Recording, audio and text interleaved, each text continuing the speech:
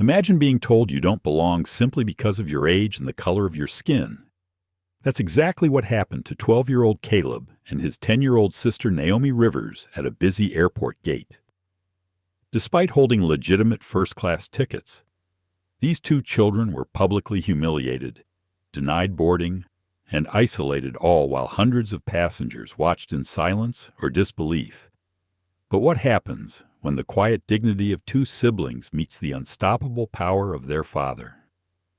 Malcolm Rivers, the chief air traffic controller for the entire Southeast region. This is more than just a story about injustice on a plane. It's about courage, resilience, and the fight against systemic bias that still lurks in the shadows of everyday life. How far will one family go to reclaim their dignity and demand fairness? And what happens when one phone call stops every flight in a nation's busiest airport? Join us as we dive deep into this emotional journey of love, strength, and justice. If you stand against discrimination and believe every person deserves respect, hit that subscribe button, like this video, share this story, and tell us where you're watching from in the comments. Let's begin. The jet bridge smelled faintly of coffee and recycled air. That strange mix you only notice when the world around you goes still. Caleb Rivers and his little sister Naomi stepped forward in line, their boarding passes held carefully in their hands like two precious tickets to a dream. They had been talking in low voices about the in-flight snacks, about whether they might get to see the cockpit before takeoff, about how their grandmother in Houston would react when she saw them step off the plane in their matching travel hoodies. That was when Evelyn Sharp's voice cut through the chatter like the snap of a cold wind. "Children like you don't board here." The sentence was so sharp, so sudden, that Naomi actually flinched. Caleb froze in place, his sneakers stopping mid-step on the thin gray carpet. Around them, a few passengers shifted, looking over with mild curiosity, but Evelyn's eyes were fixed solely on the two of them. Her tone wasn't just firm, it carried something else, a quiet dismissal wrapped in authority. Caleb blinked at her, unsure if he'd heard correctly. "Ma'am," he said, his voice soft, polite, the way his father had taught him to address adults. Evelyn took the boarding passes from his hand without asking and glanced down at them as if she were checking counterfeit bills. "First class?" she asked, raising one brow. "These can't be right." Naomi's hand tightened on her small blue camera, the one she took everywhere. "They are right," she said quickly, her voice higher than usual. "Our dad bought them for us." A sigh from behind them made Caleb glance over his shoulder. A man in a business suit was shaking his head. "Can't they just move them to the back?" he muttered to someone nearby. Caleb heard it. So did Naomi. She turned her head toward her brother, and in that look was the silent language they had shared all their lives. She was scared. He was already calculating how to protect her. Evelyn's mouth thinned into a line. "Step aside," she ordered. "We need to verify these." The line behind them stopped moving.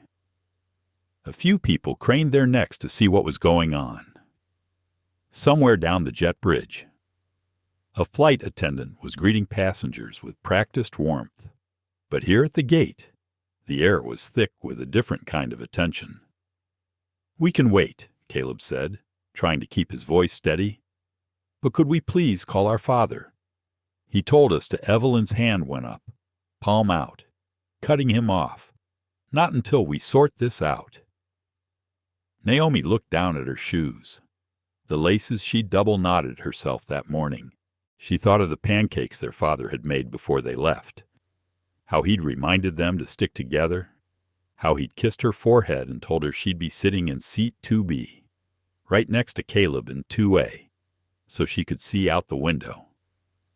Evelyn's radio crackled, and she lifted it to her mouth. "Grant, can you come to gate C19, she said. "We have a situation." The word situation made Naomi's stomach turn. Caleb shifted his weight, sensing her unease. "It's okay," he murmured. "We'll be fine." He didn't add the rest of the sentence that was in his head as long as we can reach Dad. When Grant Dorsey arrived, the energy around the gate changed. He was tall, broad-shouldered, with a security badge clipped to his belt and a gaze that scanned the area like he was looking for trouble. He stopped in front of them, his stance wide, his eyes flicking over the boarding passes Evelyn handed him. "These yours?" he asked Caleb. "Yep, sir," Caleb replied. Our Father Grant's voice cut in. "Where'd you get them?" Naomi's grip on her camera tightened. "From our dad," she said again, her voice trembling now. Grant exchanged a look with Evelyn. "Let's take them over here," he said, gesturing toward a row of empty seats near the wall. "We'll figure this out." Caleb's jaw tightened. He thought of the way his father looked at him when he told him to be the man for his sister when they traveled alone. He thought of the confidence he'd felt when they'd checked in earlier with no problems. That confidence was dissolving now under the weight of suspicion he didn't deserve. They followed Grant to the side. Every step felt like it echoed in the gate area.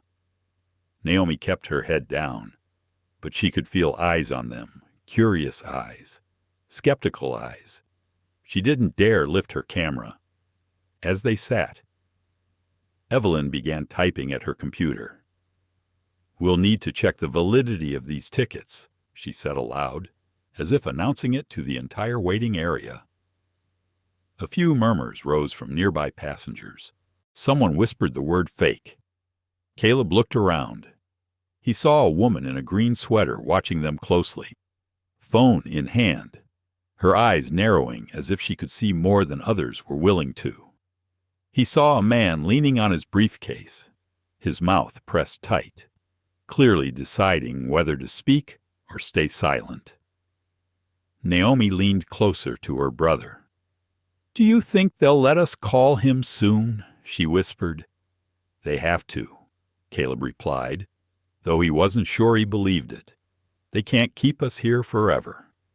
But a shadow of doubt was creeping into his mind, an unwelcome memory of a last year when he told a teacher about his father's job and had been laughed at. Nobody believed that the man who tucked him in at night also oversaw the skies for half the country. Nobody believed a kid could know someone with that kind of power. Evelyn's voice rose again, speaking into her radio. "We're still verifying. Stand by."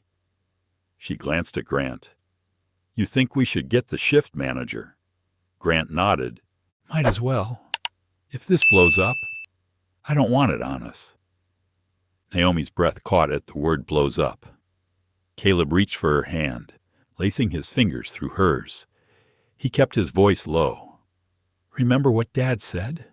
We stick together, no matter what."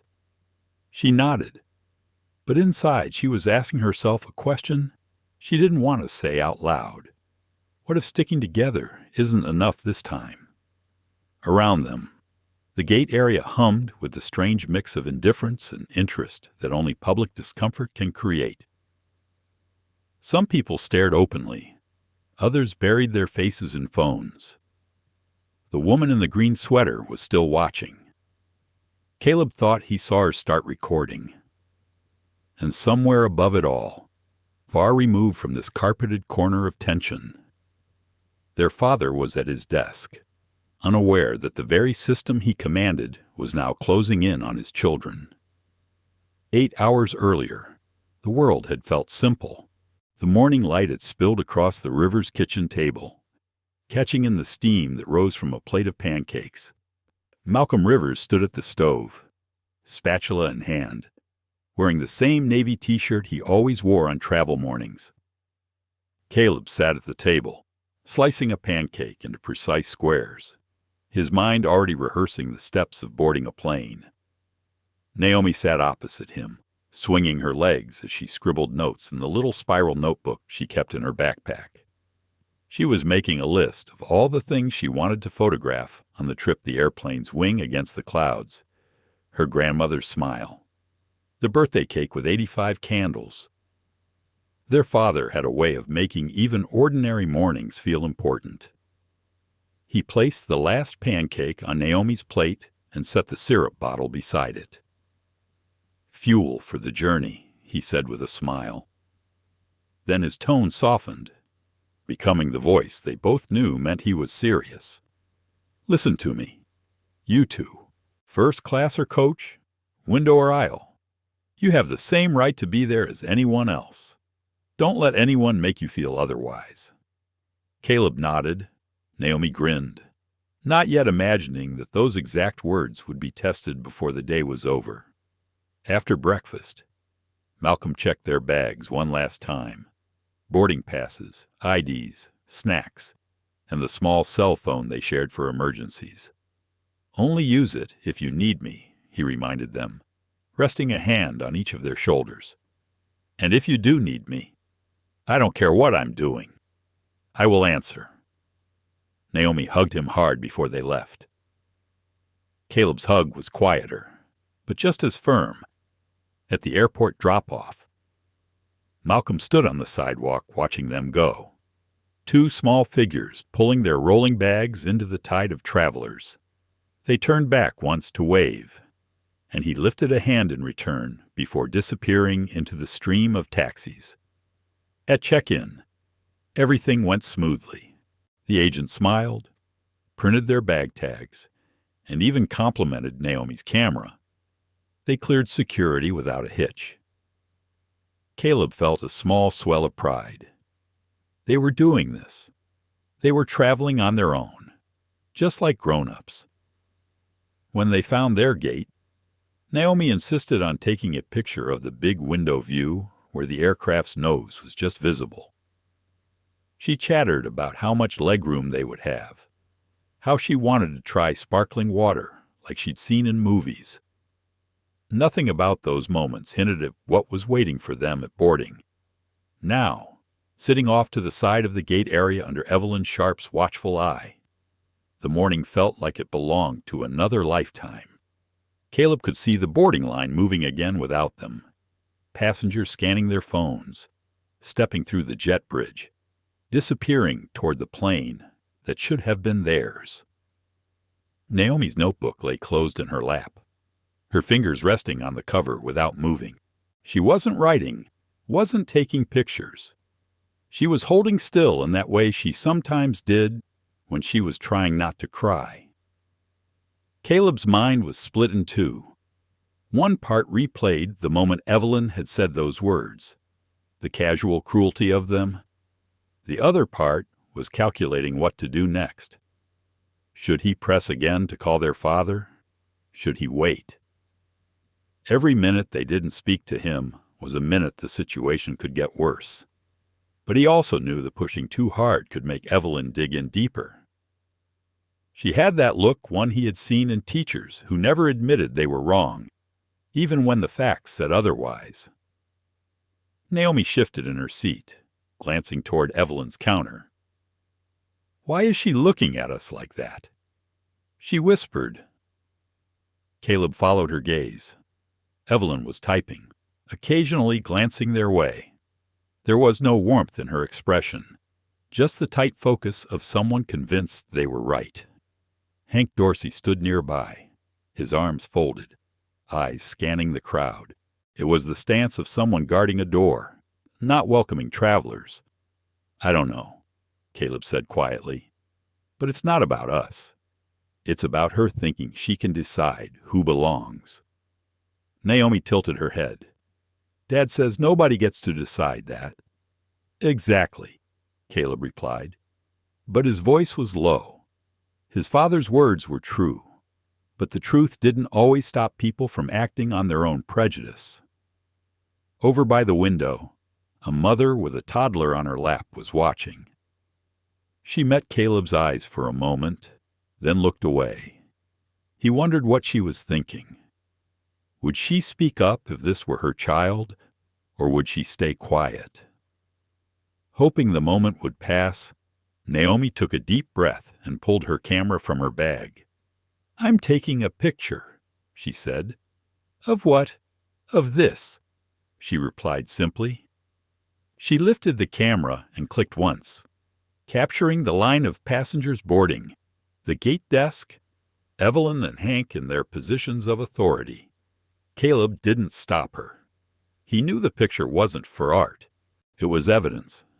Even at 10, Naomi understood the power of having proof. The boarding announcements continued. They were calling the final passengers for first class now, the words cutting sharper than they should have. Caleb knew those seats were theirs. He could almost see the overhead bin where his backpack should be, the seat belt buckle he would have fastened for takeoff. Instead, he sat here while strangers filled the space meant for them.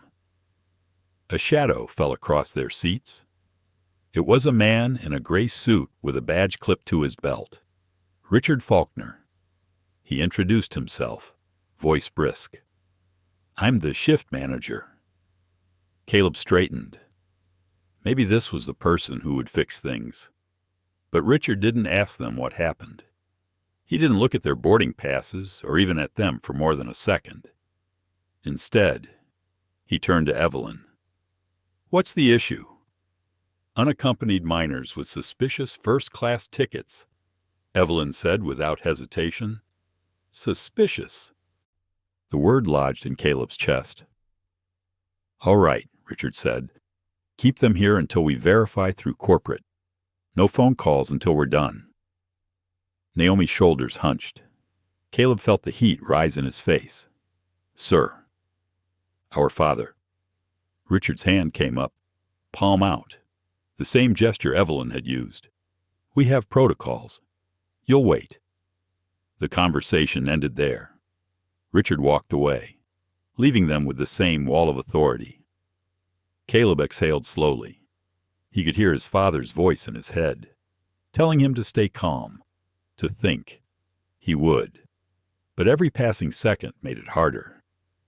Somewhere in the crowd, the woman in the green sweater was still recording.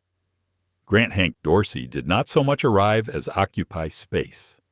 He planted himself by the counter with the slow confidence of someone used to getting his way. His eyes moved like a scanner from the security line to the jet bridge door and finally to Caleb and Naomi. He did not see kids. He saw a problem to control. Evelyn Sharp handed him the boarding passes again. Her voice had that clipped edge that made people second-guess themselves. "First class. Unaccompanied. Something is off." She said it like a report, but really it was a verdict. Naomi felt her cheeks warm. She lowered her gaze to her camera and wished it could make her invisible. Caleb leaned forward in his chair and rested his elbows on his knees. He was trying to look calm. He was trying to look older. He was trying to be the person his father expected him to be. "Sir, may I call my dad now?" Caleb asked. His voice did not shake. He was proud of that. "Not yet," Hank said. "We will sort this out, and then you can make a call." Naomi looked up. "Please. He told us to call if anything felt wrong." Evelyn did not answer the plea. She turned to the computer and typed. The keys sounded louder than they needed to be. She spoke into her radio with the tone of someone announcing the weather. "Stand by. Verifying ticket authenticity." She used the word authenticity like a fence. The line at the gate moved again. People stepped forward. Phones beeped as they scanned. The jet bridge door hissed open and closed. The promise of a comfortable seat and a glass of something cold drew passengers past the moment without a second look. A few did look. Some shook their heads. Some shrugged. One man frowned as if he wanted to say something and then put his earbuds back in. The woman in the green sweater stood now. She had moved closer without making a scene. She raised her phone and began to record with both hands. She was steady, intent. Naomi noticed. The attention felt like a tiny strand of rope thrown across a gap. A flight attendant appeared at the jet bridge entrance. She wore the polished smile that belongs to service and the cool eyes that belong to judgment. Clara Voss. She leaned toward Evelyn as if sharing a secret. Her words were soft, but they traveled. "We have a premium cabin tonight. Please be mindful of standards." She did not look at the kids when she said standards. She did not have to. Caleb felt the words land. Premium. Standards. He thought of his father at the stove that morning. He thought of syrup and steam and the sentence, "Your seat is your right." Richard Faulkner returned to the counter. He carried the energy of a man who solves problems by adding more forms. He took one look at the recording woman and another at Hank. "Keep them seated," he said. "I will escalate to corporate. If we need to reassign their seats, we will. Safety first." Safety. Naomi repeated the word in her head. It tasted strange. Safety was the seatbelt check. Safety was the captain saying, "Welcome aboard." Safety was not two adults keeping you from calling your dad. Caleb turned to Naomi. His voice dropped to a whisper only she could hear. "I am going to ask one more time. If they say no, I will call anyway." She nodded. Her fingers found his sleeve and held on. "Okay." He stood. He used the courage that had been sitting coiled in his chest. "Sir," he said to Hank, "we are minors. You have our names. You have our tickets. Please allow us to make one call to our father. It will take 30 seconds. Hank did not blink. "Sit down," he said. "When we are finished, you can do as you are told." Caleb sat. The heat in his face turned into something else. A hard line formed behind his eyes. He heard in his head the laughter from last year when he told classmates what his father did for work. He heard the careful voice of a teacher who had suggested that he should avoid exaggeration. He heard the silence that follows disbelief. He made a decision. Naomi felt the decision happen. Twins are not the only ones who can speak without words. Siblings can too. She straightened her back. "Do we tell them?" Her eyes asked. "Not yet." His eyes answered. "Not them. Someone else." The last of the first-class passengers boarded. The announcement for general boarding echoed over the speaker with a crackle. The gate area thinned. The soundscape shifted. Luggage wheels, murmurs, the slow drag of tired feet. A small boy tugged at his mother and pointed at Naomi's camera. He smiled. Naomi smiled back. It grounded her in a single human moment. She drew a breath and felt it travel all the way down. She opened her notebook and wrote one sentence. "We are not the problem." Evelyn typed again. Her voice rose just enough to carry. "Corporate is reviewing." "Sit tight," she said. Then she added for Hank alone. "If anything looks off, we will call child services." The words were meant to sound routine. They sounded like a cliff edge. Naomi's hand stilled on the page. Caleb felt her grip tighten on his sleeve. The image of a different door flashed in his mind. A door that shuts from the outside. He swallowed hard. A man stepped forward from the row across the aisle. He had a calm face that held the kind of caution learned in boardrooms. Owen Patel. He spoke clearly, but not loudly. "Excuse me." He said to Evelyn, "I watched these children check in at the counter earlier." The agent complimented the girl on her camera. There were no issues with their documents. "You should let them call their father." Evelyn gave him the thin smile that people use when they believe they are being reasonable. "Sir, we appreciate your concern. Please return to your seat." Owen did not move. He looked at Hank. "If you are concerned about fraud, scan the QR code on the boarding pass and match it to the airline record. It takes 10 seconds. Richard inserted himself between the suggestion and the action. Procedures are in place. He said, "We will follow them." The woman in the green sweater lowered her phone for a moment. She stepped closer to Naomi and bent to the kid's level with a mother's softness. "My name is Isabel Torres. I am recording for transparency. I am on your side." Her eyes were kind and fierce at once. "Do you want me to call your father for you?" Caleb shook his head with gratitude that felt like a lump in his throat. "Thank you. We will be okay." He said it and then wondered if it was true. But he needed Naomi to hear it. Isabel straightened. She spoke louder now so others could hear. "These are children. Their tickets say first class. This is not safety. This is something else." A few passengers nodded. One woman said thank you. Another man glanced at Hank and then looked away. The air shifted again. The spell of silence cracked just a little. Clara checked her watch and whispered to Evelyn, "We need to push. We cannot delay the cabin for this." The phrase "for this" slid like ice. Evelyn nodded and reached for the microphone. "Attention at gate C-19. We are experiencing a brief delay. Thank you for your patience." Her eyes returned to Caleb and Naomi as if the announcement were directed at them alone. Caleb felt a pulse in his temples. He pictured his father at a desk high above the carpet in plastic and fluorescent lights. He pictured a wall of radar screens. He pictured the small headset his father wore and the way his voice changed when he spoke into it.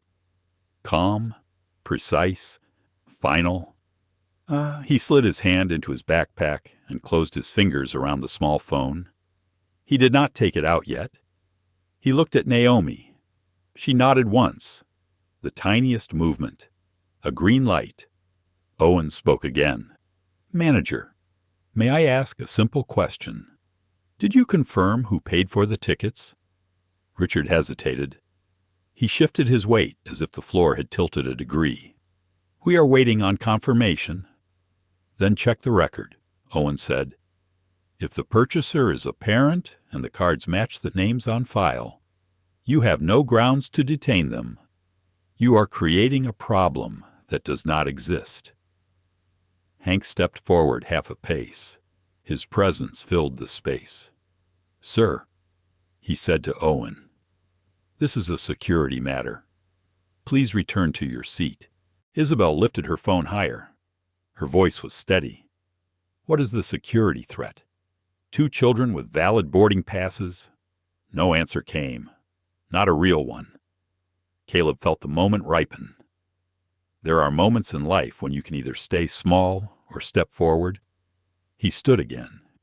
He placed the phone on his knee where everyone could see it. "This is our emergency phone." He said to Evelyn, "I am calling my father now. You can listen. You can verify. But I am calling." Hank opened his mouth. Richard raised a hand. Evelyn leaned in as if she might snatch the phone away. 3 actions paused on the same beat. The general boarding announcement sounded again. Final call. The speaker crackled and then went quiet. The gate area held its breath. Caleb pressed the button. The screen lit. Naomi watched his thumb move. Isabel filmed. Owen stood his ground. A handful of passengers leaned forward as if drawn by a magnet. Even Clara paused at the jet bridge door. The phone rang once, twice. A deep voice answered with warmth that could melt ice.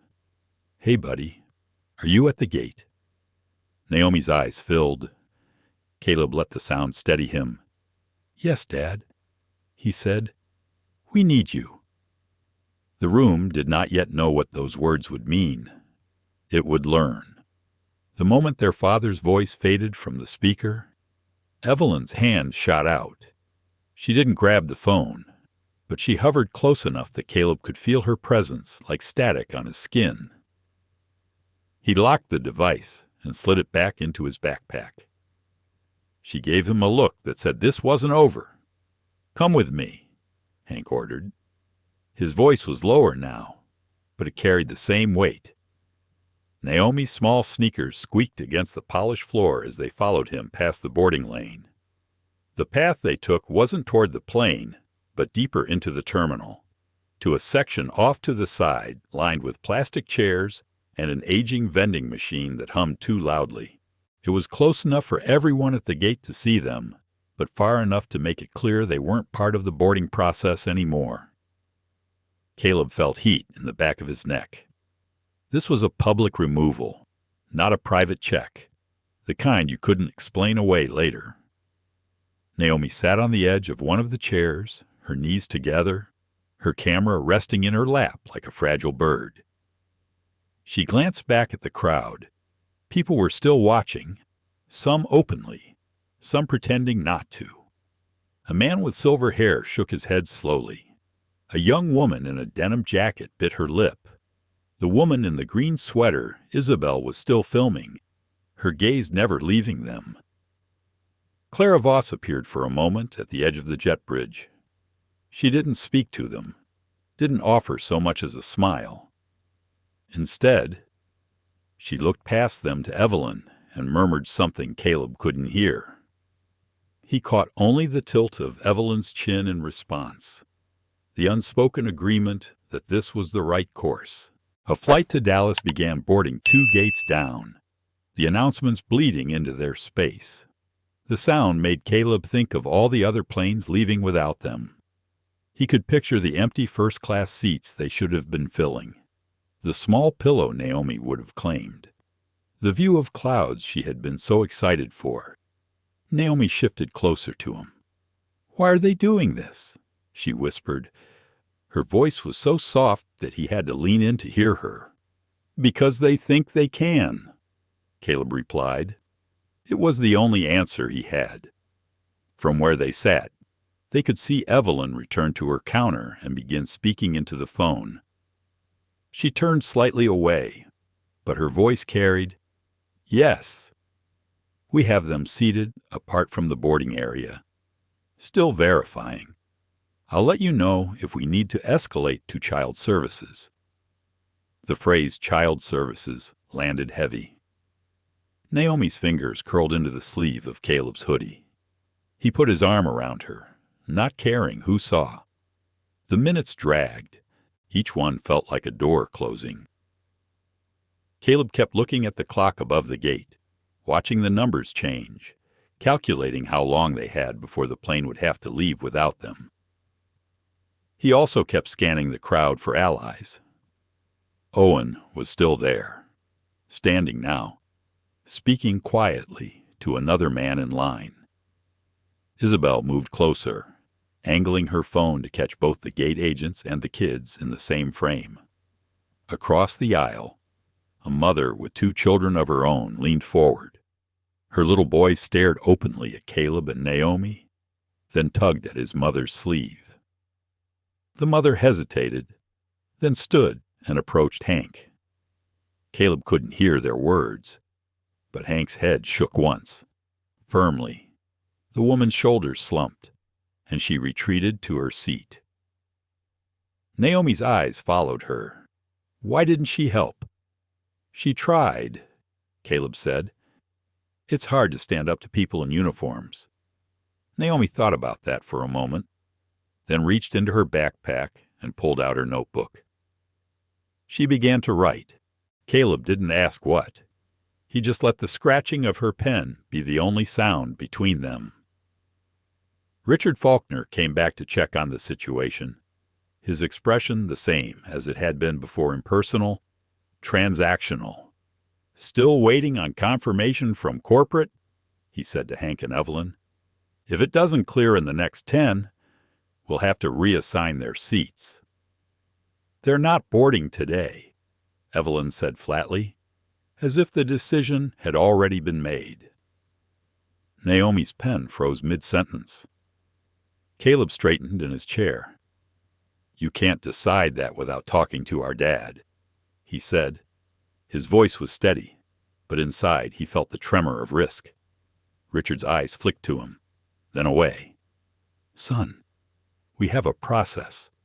"No," Caleb said, more firmly this time. "You have a choice, and you're making the wrong one." The air seemed to tighten. Hank stepped closer, a shadow falling across both kids. "Watch your tone," he said. From across the space, Isabel's voice rang out. "He's right. They have a parent. Call him. Let him speak." Her phone was still raised. She was broadcasting this moment to an audience they couldn't see. A few more passengers moved closer, murmuring to each other. Caleb caught pieces of their words ridiculous. Over the line. Why kids? But no one else stepped fully into the confrontation. Naomi closed her notebook and looked straight at Caleb. "What if we just told them?" she whispered. "They wouldn't believe us," he said automatically.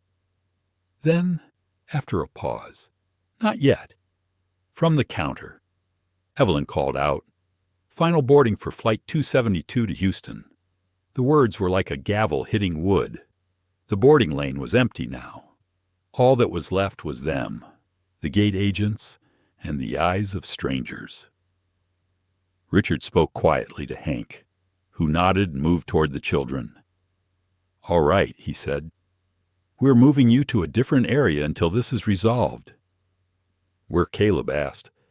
"Doesn't matter," Hank said. "You'll be supervised." Naomi's grip on her camera tightened. Caleb rose slowly, making sure Naomi was right beside him. They walked back toward the main concourse, past rows of seated passengers, their bags at their feet. Conversations paused as they passed. Heads turned.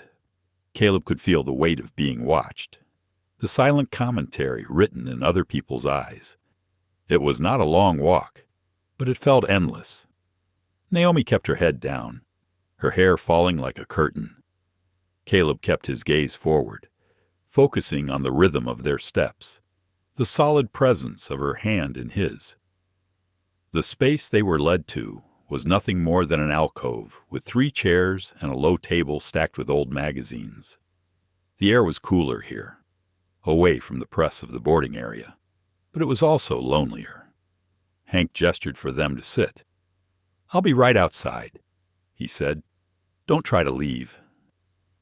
As his footsteps faded, Naomi let out a long breath she didn't know she'd been holding. Caleb sat beside her, his knee bouncing. He looked at the phone in his backpack and thought about how far his father really was, just one call, and yet entirely out of reach. Naomi broke the silence first. "Do you think he knows something's wrong?" Yet Caleb shook his head.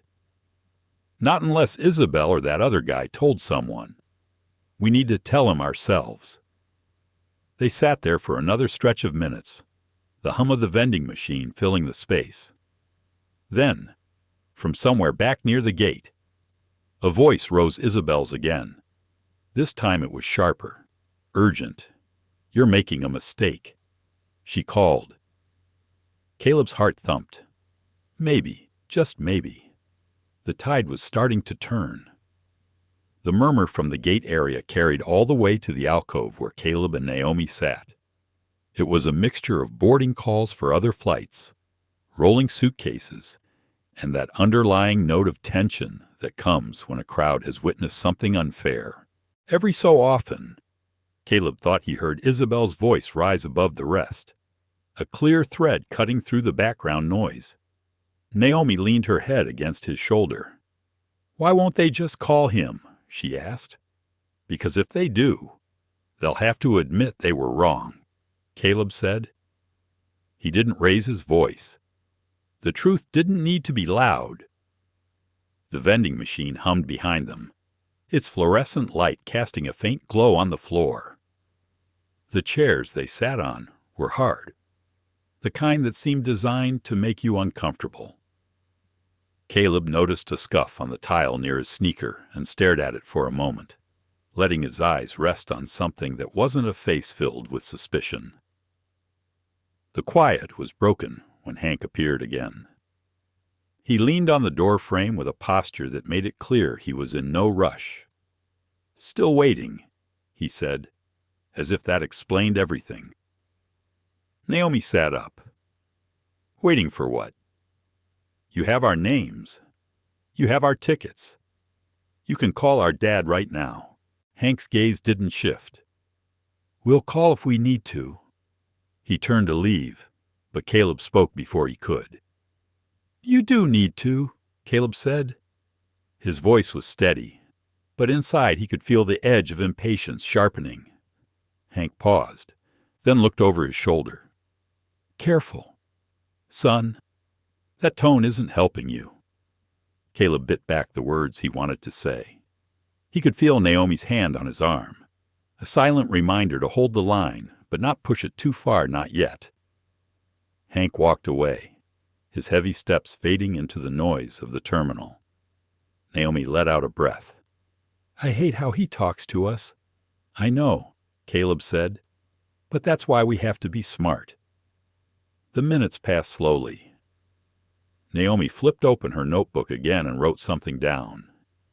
Caleb didn't ask what it was. He knew she wrote to make sense of things, to keep her feelings from spilling over in ways she didn't want. Footsteps approached. This time it was Richard Faulkner. He had a tablet in hand and a pinched look on his face, the kind of expression people wear when they think they're being inconvenienced. "I've escalated this to corporate," Richard announced. "If they can't verify the purchase in the next 5 minutes, we'll have to reassign your seats." Naomi's head snapped up. "You can't do that. They're our seats." Richard's tone didn't change, not until they're verified. "They were verified when we checked in," Caleb said, unable to keep the frustration from slipping into his voice. "That's not my call," Richard replied. "Then whose is it?" Caleb asked. Richard didn't answer. He glanced at his watch instead. "Sit tight." As he turned to leave, Isabel appeared behind him. Her phone was still recording. "I've been watching this," she said. "You've had more than enough time to check those tickets. You're not verifying anything, you're stalling." Richard's eyes flicked toward her phone. "Ma'am, I need you to step back." "No," Isabel said. "I need you to explain why 2 children are being kept from boarding their flight when their tickets are valid." Ugh! Other passengers had begun to gather again. A few held their own phones up now. Caleb could feel the shift, subtle but real. The story wasn't staying contained to this corner anymore. Richard's jaw tightened. "This is an airline matter." "This is a human matter," Isabel countered. She turned her gaze to Caleb and Naomi. "Do you want me to call your father for you?" Caleb hesitated. Part of him wanted to hand her the phone and let her do it. But another part knew that the moment had to come from them, not someone else. "Thank you," he said, "but I think we need to do it ourselves." Naomi glanced at him, reading the unspoken plan in his eyes. She gave the smallest nod. Richard stepped back toward the counter, muttering something to Evelyn. Caleb caught only the words manager and procedure. Naomi shifted in her chair. "Caleb, what if we just told them who Dad is?" He shook his head. "Remember what happened at school? They didn't believe me then, and they won't believe us now. We'll tell him first, then let him decide." From the gate area, Owen Patel approached, hands in his pockets. "I spoke to your check-in agent this morning. He told Evelyn, loud enough for nearby passengers to hear, there was nothing wrong with their tickets." "Sir, please take your seat," Evelyn said. "I will when they're on the plane." Owen replied. The tension tightened like a rope being pulled from both ends. Naomi felt it in the air, in the way Evelyn's mouth pressed thin and Hank's arms folded tighter. She also felt something else, a flicker of momentum that hadn't been there before. Evelyn's radio crackled. She turned slightly away, listening to a voice Caleb couldn't make out. Then she said, "Copy that," and looked back at the children. "Corporate still hasn't cleared it. We'll be moving you to a separate holding area." Caleb stood. "We're not going anywhere else without calling our dad." Evelyn's eyes narrowed. "That's not your choice." "Yes, it is," Naomi said. Her voice was calm, but the set of her shoulders was firm. The crowd behind Isabella groaned. More passengers were filming now. Someone muttered, "Let them call." Another voice said, "This is ridiculous." Richard returned, his expression tighter than before. "Fine," he said. "One call. That's it." Naomi's heart kicked in her chest. She looked at Caleb, but he shook his head. "You talk to him first," he said quietly. "He'll want to hear your voice." She pulled the phone from the backpack, her fingers trembling slightly as she dialed. The ringtone sounded once, twice, and then his voice came through, warm and steady. "Hey, Princess, did you land already?" Naomi's throat tightened. "Daddy, they won't let us on the plane. They say our tickets are fake. They want to call child services. I'm scared." The warmth in Malcolm Rivers' voice cooled instantly, replaced by something controlled and precise. "Put your brother on the phone." Caleb took it. "Dad, they pulled us from the gate. We've been sitting here while they verify the tickets. They won't let us call you until now. People are recording." "Put the supervisor on the phone," Malcolm said. His tone left no room for hesitation. Caleb held out the phone toward Richard. "He wants to talk to you." Richard took it reluctantly. "This is Richard Faulkner, shift manager for This is Malcolm Rivers." His father interrupted. "Chief of Central Air Traffic Operations. You are detaining my children. Explain." Richard froze. His free hand went to his tie. "Sir, we're just following protocol. You have 30 seconds to put my children on that plane," Malcolm said. The hum of the vending machine seemed to fade. Everyone nearby went still. Naomi's eyes met Caleb's. She didn't smile, but the tightness in her chest loosened. They both knew the countdown had already started. The shift in the air was instant. The moment Malcolm Rivers stated who he was, it was as if the temperature in the room had dropped. Richard Faulkner held the phone like it had suddenly gained weight. His eyes darted toward Evelyn Sharp, who stiffened as though bracing for impact. "I want you to listen very carefully," Malcolm said through the phone. His voice wasn't loud, but it carried the kind of authority that didn't need volume. "You will return my children's boarding passes to them. You will escort them back to the gate, and you will allow them to board. You have 25 seconds. Richard's mouth opened, but no words came out. Evelyn stepped forward, lowering her voice so others couldn't hear. "Sir, perhaps we should—" The sound from the phone cut her off. "Don't perhaps me. Do it." Passengers nearby had gone quiet. Phones hovered in midair, recording. Caleb could feel every pair of eyes in the space flicking between him, Naomi, and the gate agents. Naomi clutched her camera tighter. Her legs were bouncing under the chair, a nervous rhythm she couldn't stop. "Mr. Rivers." Richard tried again. "I understand you're upset, but we have procedures. You have 15 seconds, Malcolm interrupted, "or I will issue a ground stop at this airport. Every departure will halt until I say otherwise." There was no bravado in his tone. It was cold, certain, the way someone spoke when they knew the reach of their own power. Caleb watched the blood drain from Richard's face. Evelyn took half a step back, as if the ground beneath her had shifted. "Sir." Richard's voice was a whisper now. 12 seconds, Malcolm said. "Somewhere in the crowd." Isabel Torres spoke up, her voice ringing clear. "Let them board. You're making fools of yourselves."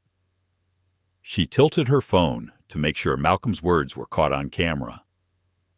Owen Patel moved closer, his voice calm but carrying.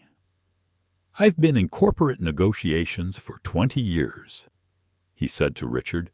"When someone counts down, you're already out of time." 10, Malcolm's voice said in Caleb's ear. Naomi's heartbeat was loud in her own head. She thought of the pancakes that morning, of her father's hand on her shoulder. She thought of the way he'd looked at her when he said, "Call me if anything feels wrong." 8, Malcolm said. Richard cleared his throat, looking like a man trying to find a way out of a locked room. "Mr. Rivers, perhaps a few 7. Isabel's camera stayed locked on him. The woman in the denim jacket from earlier had moved closer too, her phone up. The small crowd was no longer pretending not to watch. 6. Evelyn looked over at Hank Dorsey for backup. Hank's arms were still folded, but his eyes were no longer hard. There was something else there now, calculation. 5. Naomi's hand found Caleb's. He gave it a single squeeze. 4. Richard's lips pressed into a thin line. "All right," he said finally. "All right." 3. "We'll return the boarding passes," Richard said quickly into the phone. We'll let them board." The sound of Malcolm's voice paused the count. "Good choice," he said. "And after they're on that plane, you and I will discuss what comes next." Richard exhaled, ending the call. For a moment, the only sounds were the hum of the vending machine and the faint rumble of announcements from distant gates. Then Evelyn moved to the counter, printing out the boarding passes again. Her fingers moved stiffly, each key press louder than it needed to be. Naomi took her pass with a small nod, resisting the urge to snatch it. Caleb accepted his in silence. "You'll be boarding shortly," Evelyn said, her voice stripped of its earlier edge. From somewhere in the crowd, someone clapped once, then another joined in. The sound didn't spread far, but it was enough to make Evelyn's jaw tighten. Isabel lowered her phone just long enough to give Naomi a reassuring smile.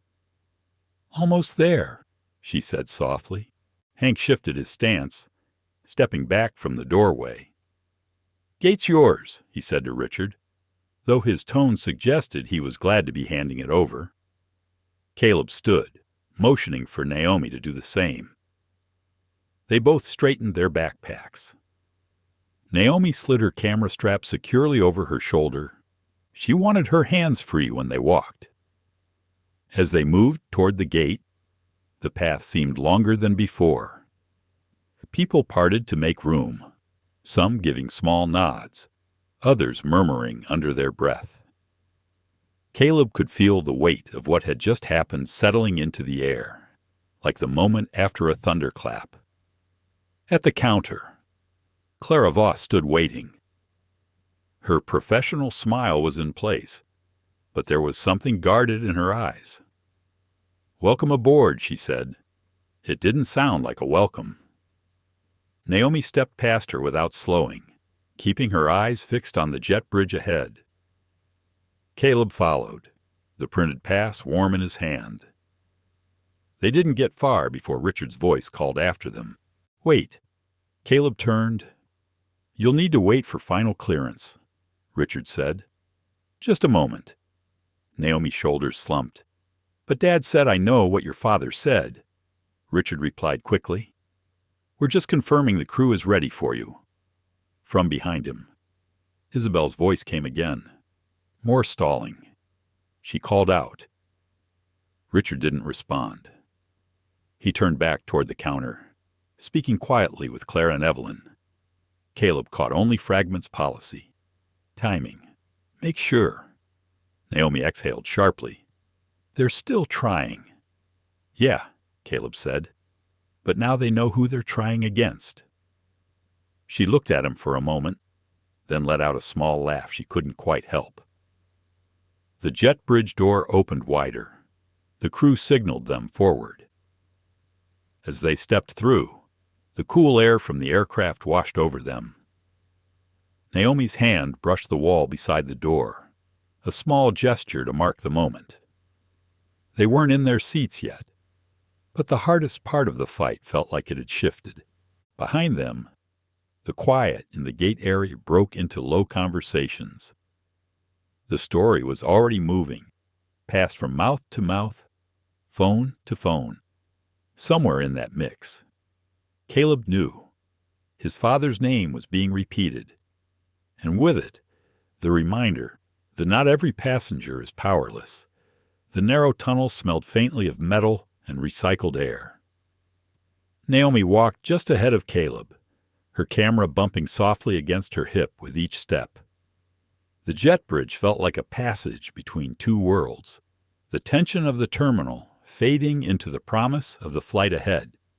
But before they reached the plane door, a voice cut through the hum. "Hold up," Clairvoss called from behind them. Naomi stopped, her sneakers squeaking against the floor. Caleb turned halfway, meeting the flight attendant's perfectly composed expression. Clara's smile was polite, but her tone carried that brittle edge Naomi had heard before, the kind that pretended to be about rules, but really wasn't. "The captain wants to speak with you before you take your seats," Clara said. Caleb's brow furrowed. "Why, it's just a quick conversation," Clara replied. "To make sure you're comfortable." Naomi shot her brother a look. Comfortable was the last word that made sense after the morning they'd had. "Is this about our seats?" Caleb asked, his voice steady. Clara's eyes flicked toward the open doorway ahead, where a flight attendant in a navy blazer waited. "It's about ensuring the safety and comfort of all passengers," she said. There it was, the phrase Naomi had learned to hear as code. She felt her jaw tighten. "We have our boarding passes," she said quietly.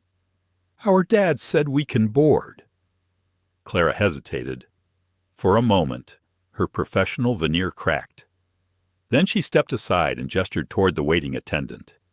"This way, please." Inside the plane, the air was cooler, carrying the faint scent of coffee and fabric cleaner. Passengers were still settling in, sliding bags into overhead bins. Some turned to look as Caleb and Naomi stepped aboard. The man in the blazer, who introduced himself as First Officer Grant Michaels, guided them toward the galley area at the front. "The captain would like a word," he said. Captain Douglas Kane stood just inside the cockpit doorway, his hat tucked under one arm. His posture was rigid, his eyes sharp. "You're Malcolm Rivers' kids," he said, more a statement than a question. "Yes, sir," Caleb replied. "I've just been briefed on the situation," Kane continued. "Before we proceed, I need to ensure there won't be any disruptions." Naomi's eyes widened. "Disruptions? We were just trying to board." Kane's gaze was fixed on them. "I'm aware, but there are procedures. When passengers become the focus of an incident, it can change the dynamic on board. I'm responsible for that dynamic." "Sir," Caleb said, his voice quieter now but still steady. "The only reason there's an incident is because your gate staff made one." Kane's lips pressed together. Around them, the front galley seemed suddenly smaller. Clara lingered just behind, her hands clasped in front of her. The second flight attendant in the galley, a young man with kind eyes, shifted uncomfortably. Naomi's pulse pounded in her ears. She thought of her father's voice on the phone, the steady countdown. She thought of how quickly things had shifted once his name was known. "Our father told us to board," she said. "We have boarding passes. We're not a threat to your plane or anyone on it. If you're worried about dynamics, maybe you should think about the example you're setting right now." The young male attendant's gaze flicked toward her, a flicker of admiration crossing his face. Kane didn't respond right away. From the aisle behind them, Isabel Torres appeared, phone in hand. "Captain," she said smoothly, "as a fellow passenger, I'd like to point out that you're speaking to two children who have already been through enough this morning. Maybe it's time to stop making them stand here like they've done something wrong." Kane's jaw flexed. He glanced toward Clara, then back to Caleb and Naomi. "Fine," he said finally. "Take your seats." The young male attendant stepped forward, gesturing toward the row of wide, leather first-class seats. "Right this way," he said, his voice gentle. Naomi and Caleb walked down the aisle, the eyes of nearly every passenger following them. A man in a gray suit across the aisle gave them a brief nod. A woman near the back of first class mouthed the word "sorry." As they reached their seats, Naomi slid into hers by the window, setting her camera gently on her lap. Caleb took the aisle beside her. For a moment, neither spoke. The overhead bins clicked shut one by one. Safety cards rustled in seat-back pockets. The pre-flight buzz resumed, but it was thinner now, as though the earlier confrontation had left a film over the cabin. From the galley, Clara's voice floated forward, low but sharp. "You know this is going to make things more complicated," she said to someone unseen. Naomi leaned toward Caleb. "You hear that?" "Yeah," he murmured. "They're not done." He was right. Moments later, Kane's voice came over the intercom, formal and neutral. "Ladies and gentlemen, we'll be departing shortly. Please ensure your belongings are stowed and your seatbelts fastened." But when Naomi glanced toward the cockpit, she saw Kane still speaking into a handset, his expression tight. Caleb watched too, his mind running through possibilities. He thought of what his father might be doing right now, whether Malcolm was still at his desk, eyes on a wall of departure screens, or already making the calls that could stop this flight in its tracks. The engines began their low hum, the cabin lights shifting to a softer tone. Clara walked past, her eyes glancing briefly at Naomi before moving on. The young male attendant followed, offering water bottles to each passenger. When he reached their row, he crouched slightly. "My name's Marcus," he said quietly. "If you need anything, let me know." Naomi looked at him for a moment, then nodded. "Thank you." He gave a small smile before moving on. As the plane began to push back from the gate, Naomi's grip tightened on the armrest. Caleb glanced out the window, watching the terminal slide away. But just before the aircraft turned toward the taxiway, there was a sudden jolt. The movement stopped. The intercom crackled again. "Ladies and gentlemen, please remain seated. We are awaiting a message from ground control." Naomi's eyes darted to Caleb's. "You think?" Caleb didn't answer right away, but in the pit of his stomach, he knew. Their father had made the call. The engines idled, the hum now a background to the silence that filled the cabin. Somewhere up front, the captain was listening to someone with far more authority than him. And for the first time that morning, Caleb felt the smallest spark of relief. Whatever happened next, they weren't alone in this fight. The engine still rumbled under the floor, but the plane was motionless. Naomi felt every second stretch, the weight of anticipation making her chest tight. Caleb's gaze stayed fixed on the aisle, as though the answer to what was happening might appear there first. From the cockpit, Captain Kane stepped into the galley, speaking in a low voice to Clara Voss. Naomi caught fragments, ground control, override, unorthodox procedure, but they were enough to tell her that something bigger than a late departure was unfolding. Marcus, the younger attendant, came down the aisle with a pitcher of water, his polite smile not quite reaching his eyes. When he reached their row, he bent slightly. "Something's up," he murmured, glancing toward the front.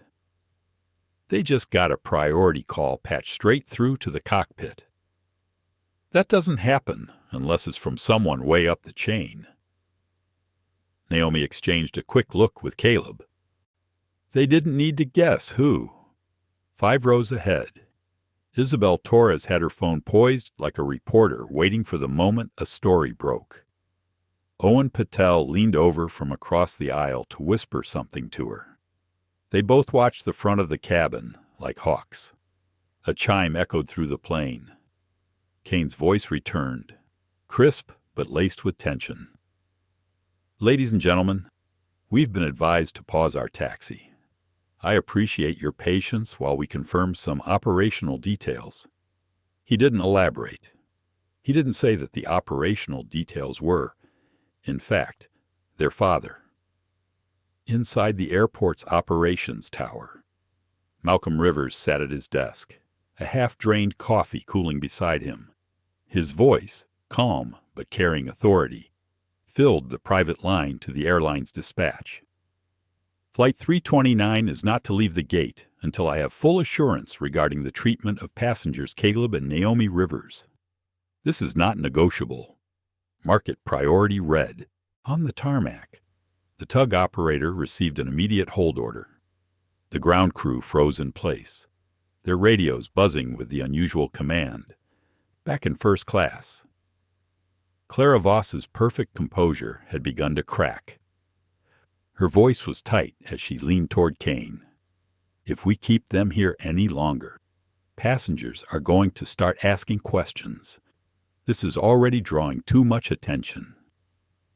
Kane's reply was low and clipped. "We don't have a choice. Someone just pulled rank on all of us." Naomi felt the shift in the air before anything was announced. The rows around them seemed to buzz with quiet conversation. A man across the aisle scrolled through his phone and frowned. "Hey," he said to no one in particular, "is it true? There's a hold on all departures from this concourse." Isabel didn't look up from her phone. "It's true." The longer they sat, the more the questions spread, and Naomi couldn't help noticing how Claire avoided walking past their row now, as if the sight of them might invite more stares. Caleb leaned in, his voice low. "Dad's buying us time." Naomi nodded, though her pulse still raced. "Time for what?" Before he could answer, Kane returned to the intercom. "Folks, we've just been informed of a temporary stop on all flights departing from this terminal. We'll update you as soon as possible. In the meantime, our crew will serve refreshments." Marcus moved quickly, distributing drinks, but his path was interrupted when Isabel raised her hand. "Excuse me, Captain," she called toward the front. "Could you clarify if this stop is related to passenger safety?" Kane hesitated, his eyes briefly meeting hers. "It's operational," he said finally. "That's a no," Isabel said under her breath, loud enough for nearby passengers to hear. From row 5, a woman in business attire spoke up. "If this is about those 2 kids, maybe the airline should explain why we were ready to leave without them in the first place." The murmur in the cabin grew louder. Caleb shifted in his seat, feeling the support ripple, small but steady. Naomi kept her eyes on Kane, who was already retreating toward the cockpit. Inside, Kane closed the door and leaned against it. "Dispatch says the hold came from the top of Central Traffic Operations. They're not releasing us until they get confirmation from the passenger's father." First Officer Michael swiveled in his seat. "So we're stuck until he gives the all-clear." "Not just us," Kane said grimly. "The entire departure schedule from this wing." Back in the cabin, Naomi's phone buzzed with a message from an unknown number. She glanced at Caleb before unlocking it. The text was short. "Sit tight. It's handled." Her throat tightened. "It's Dad," she whispered. Caleb's shoulders eased slightly, but he didn't smile. Handled doesn't mean over. They didn't have to wait long to see what he meant. 10 minutes later, the jet bridge door reopened. A man in a dark airport operations jacket stepped aboard, flashing an ID badge. He walked straight to Kane and handed him a sealed envelope. Kane opened it, scanned the contents, then looked toward Caleb and Naomi. "Mr.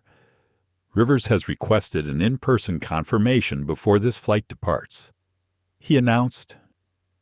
The cabin went silent. Isabel lowered her phone just enough to catch Naomi's eye and give her a small nod. Clara's mouth tightened. "We can't just let an external party." "It's already authorized," the man in the jacket said, his voice leaving no room for debate. "He's on his way now." Caleb sat back, the hum of the idling engines filling the pause between words. Naomi stared at the closed door, imagining their father walking the length of the jet bridge. She thought about how many times she'd seen him step into a tense room and dismantle the entire dynamic without ever raising his voice. When he arrived, there would be no more half-truths, no more coded language. For the first time since the morning began, Naomi allowed herself to breathe deeply. This wasn't just about them anymore. The hold on the runway, the grounded flights, the whispers spreading through first class, it was all becoming something larger. A story that wouldn't fade when they landed. And when Malcolm Rivers stepped onto this plane, everyone would know exactly why. The cabin lights dimmed slightly as Malcolm Rivers stepped onto the jet bridge. His posture was calm but purposeful, the kind of quiet authority that filled a room without needing to raise a voice. Caleb and Naomi turned toward the sound of footsteps that were both familiar and reassuring. "Dad," Naomi whispered, her voice breaking the silence like sunlight through clouds. Malcolm smiled gently and knelt to their level. "I'm here," he said softly. "Let's get you home." Around them, the hum of the plane settled into a new rhythm, one that felt less like a waiting game and more like the promise of forward motion. But Malcolm's eyes scanned the faces of the crew and staff waiting nearby. There was tension, a residual unease born of confrontation. "Malcolm." Evelyn Sharp greeted him with a forced smile that didn't reach her eyes. "Glad you could make it." "I'm glad to be here," Malcolm replied evenly. "My children have been through enough today. I want to understand why their boarding passes were questioned." Hank Dorsey stepped forward, his bulky frame less imposing in the presence of Malcolm's calm demeanor. "Sir, we were just following protocol. There were concerns about unaccompanied minors with first-class tickets." Malcolm's gaze didn't waver. "Concerns born of what?" exactly, Evelyn interjected. "It's complicated, but we have standards to maintain." Malcolm's voice was steady but firm. "Standards don't include discrimination." The room fell silent. Clara Voss averted her gaze, while Richard Faulkner shifted uneasily. Malcolm glanced at Caleb and Naomi, their faces a mixture of relief and fatigue. "I want to make sure this never happens again," Malcolm said. "Not just for my children, but for every passenger who might face unfair treatment." Evelyn looked away, her expression tightening. "We understand, but protocols exist for a reason." Malcolm shook his head gently.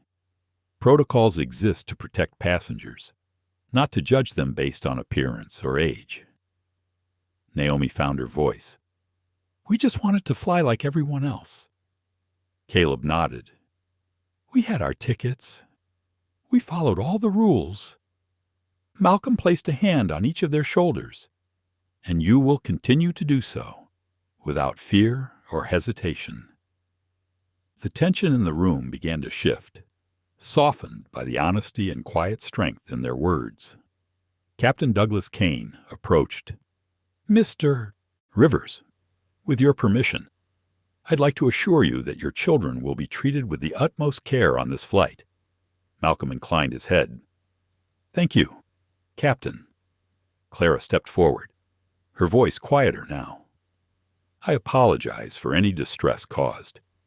It was not our intention to make your children feel unwelcome. Malcolm regarded her thoughtfully. Intentions matter less than impact. Let's focus on preventing this from happening again. As the final boarding call echoed through the cabin, Caleb and Naomi settled into their seats. The familiar hum of the plane preparing for takeoff filled the space with a sense of normalcy they hadn't felt all day. Malcolm stayed near the front, watching over them like a silent guardian. Passengers around them exchanged looks, some filled with sympathy, others with a newfound respect. Isabel Torres caught Malcolm's eye and offered a small nod of solidarity. Owen Patel stood nearby, his expression quietly approving. The plane began its taxi to the runway, engines humming steadily now. Caleb glanced out the window at the terminal shrinking behind them, Naomi's camera resting on her lap, her fingers tracing its edges thoughtfully. Malcolm spoke softly to his children. You showed courage today. Always remember that. Naomi smiled, a genuine lightness returning to her eyes. We had to. Caleb nodded in agreement. Because sometimes, standing still isn't an option. As the plane lifted off the ground, carrying them toward their grandmother's warm embrace, the day's trials felt both distant and deeply etched into their memory. The journey was more than just a flight. It was a lesson in resilience, justice, and the power of a family standing together against unfairness. And as the clouds parted beneath them, Caleb and Naomi looked at each other with quiet pride, knowing they had changed something that day, both in themselves and in the world around them. As the plane soared through the clouds, the events at the gate echoed in the minds of everyone involved. Back at the terminal, the ripple effect of Malcolm Rivers' intervention began to take shape. Airport Director Sandra Palmer paced briskly through the operations center, her face set in a determined scowl. Reports from various departments arrived in rapid succession: delayed flights, frustrated passengers, crew members awaiting clearance. The entire southeast wing was effectively grounded. She stopped at a large digital map of the airport and tapped the screen where multiple planes sat idle. This can't go on, she muttered. Her assistant handed her a report outlining the financial and operational impact. The numbers were staggering: thousands of passengers affected, millions in lost revenue, and a public relations nightmare growing by the minute. At gate C-19, Evelyn Sharp sat in a small office, her hands trembling slightly as she reread the transcript of her conversation with Malcolm Rivers. The weight of what had happened pressed down on her.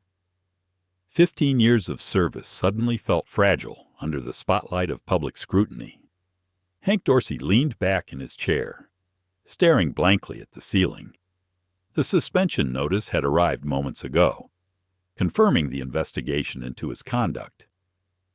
He clenched his fists, the reality sinking in that his career might be over.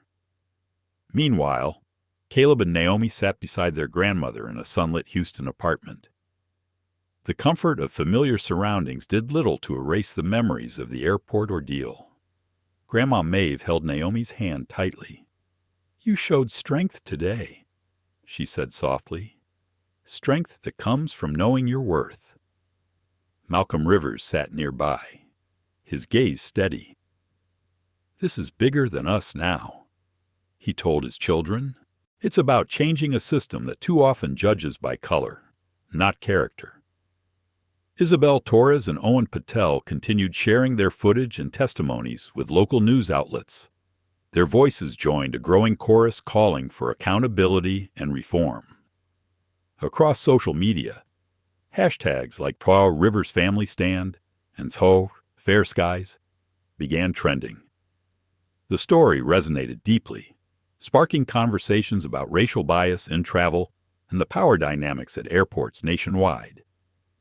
In the weeks that followed, the airline issued a public apology. New training programs were launched focusing on inclusivity and sensitivity. Policies regarding unaccompanied minors were reviewed and revised. Caleb reflected on the journey, not just the flight, but the fight that led to it. He understood that the battle for fairness was ongoing, but today's victory was a step forward. Naomi's camera was ready to document every moment. Together, they had faced judgment, fear, and exclusion. Together, they had changed the course of more than one flight. Their story was a reminder that sometimes it takes the quiet courage of two children and the steadfast love of a father to move mountains. The quiet hum of the Houston apartment wrapped around Caleb and Naomi like a protective cocoon. The city outside bustled with its usual noise, but inside, the atmosphere was thick with contemplation and unspoken emotions. Malcolm Rivers sat at the kitchen table, his hands folded, eyes distant as he reflected on the past days. The magnitude of what had unfolded weighed on him, not just the incident itself, but the systemic issues it revealed. He was a man accustomed to control, to managing chaos with precision, but the rawness of his children's experience pierced through every protocol he had ever relied upon. "Dad," Caleb said softly, breaking the silence, "do you think it will really change anything?" Malcolm looked up, his gaze steady and sincere. "Change takes time, son, but every fight for fairness begins with one step, one voice, one act of courage. What you and Naomi did was that first step." Naomi, perched on the windowsill, clutched her camera close. "I want to keep telling stories," she said quietly. "Not just ours, but other people's, so no one else feels invisible." Her words sparked a small smile from her grandfather, who had come in to join them. Grandma Maeve's eyes shone with pride and a touch of wistfulness. "You remind me of your grandmother," she said. "She believed stories could change hearts and open doors." Outside, news reports chronicled the ripple effect. Airport officials across the country announced reviews of their own policies. Activists cited the Rivers family story and calls for equitable treatment at all levels of air travel. Social media campaigns amplified voices long unheard, creating pressure on airlines to adopt transparency and accountability. Isabel Torres and Owen Patel continued their advocacy, coordinating with local organizations to support travelers who had faced similar discrimination. Their initial recordings had blossomed into a broader movement, one fueled by empathy and a collective demand for respect. Back in Houston, Caleb and Naomi found themselves navigating new spaces interviews with media outlets, meetings with community leaders, and school conversations that no longer felt isolating. The laughter and teasing from classmates that once stung had started to soften under the glow of public support. But amidst the momentum, there were moments of quiet struggle. Caleb wrestled with the unfairness of judgment based on skin color and the feeling of invisibility it carried. Naomi's dreams of capturing beauty through her lens now carried an added layer of responsibility to illuminate truth and challenge bias. Malcolm, too, faced introspection. His role as an air traffic controller meant managing order and safety. Yet he now understood the fragility of dignity and the necessity of compassion within systems designed to be impartial. He began advocating within his profession for changes that prioritized human respect alongside operational efficiency. One evening, as the family sat together, Caleb spoke up. "Do you think people really listen when stories like ours come out?" Malcolm considered this. Some do, some don't. But stories have power. They create connections. They make the invisible visible. And when enough people listen, they can't ignore the need for change. Naomi nodded, eyes shining. "Then we'll keep telling our story." not just for us, but for everyone who's ever been told they don't belong. Grandma Maeve reached over and squeezed Naomi's hand. That's the spirit that moves mountains. My dear, as the sun set outside, casting golden light through the window, the Rivers family sat together stronger, united, and ready to face the future. Their journey was far from over, but the path they'd begun was one of hope, resilience, and unwavering dignity. The sun dipped low over the Houston skyline, casting long shadows through the living room where the Rivers family had gathered. Caleb and Naomi sat side by side on the worn couch, their hands intertwined. Across from them, Malcolm Rivers spoke to a small group of community leaders, activists, and local officials who had come to listen. This gathering was more than just a meeting. It was a testament to how a single moment of injustice had sparked a movement. The story of two children denied their rightful seats on a flight had blossomed into a call for change, one that demanded accountability, empathy, and reform. Malcolm's voice was steady, but filled with passion. What happened to Caleb and Naomi was not an isolated incident. It was the product of systems that too often judge people by the color of their skin instead of the content of their character. But today, we are here to change that. The room filled with nods and murmurs of agreement. Isabel Torres and Owen Patel stood nearby, their faces proud yet humble, knowing they had helped amplify voices that needed to be heard. Naomi, camera resting on her lap, glanced at Caleb. They had come so far from that tense morning at the airport gate. Their journey had been painful, but it had also been powerful. Caleb stood and addressed the room with the quiet courage that had defined him all along. Every child deserves to be treated with dignity. Every family deserves to travel without fear of judgment or discrimination. We are here to make sure that happens. The community leaders listened intently, inspired by the resilience of two young voices that carried the weight of so many untold stories. Later that evening, Malcolm sat with his children by the window, watching the city lights flicker. Change won't come overnight, he said softly, but with each conversation, each action, we're moving closer. Naomi looked up, eyes bright. And we'll keep telling our story, so no one forgets. Caleb smiled, the kind of smile that held hope and determination, because standing still is not an option. Outside, planes continued to take off and land, carrying passengers to destinations near and far. But for the Rivers family and those who stood with them, the journey was about justice, dignity, and the unyielding belief that every person belongs no matter where they sit on a plane or in society. Their flight had been delayed, but their mission had taken off. The story of Caleb and Naomi Rivers reminds us all of the power of quiet courage in the face of unfairness. They were just children who wanted to fly with dignity, yet their experience exposed the ugly truth of prejudice still present in places where we expect safety and respect. Their father's unwavering love and authority not only protected them, but sparked change that rippled far beyond one flight.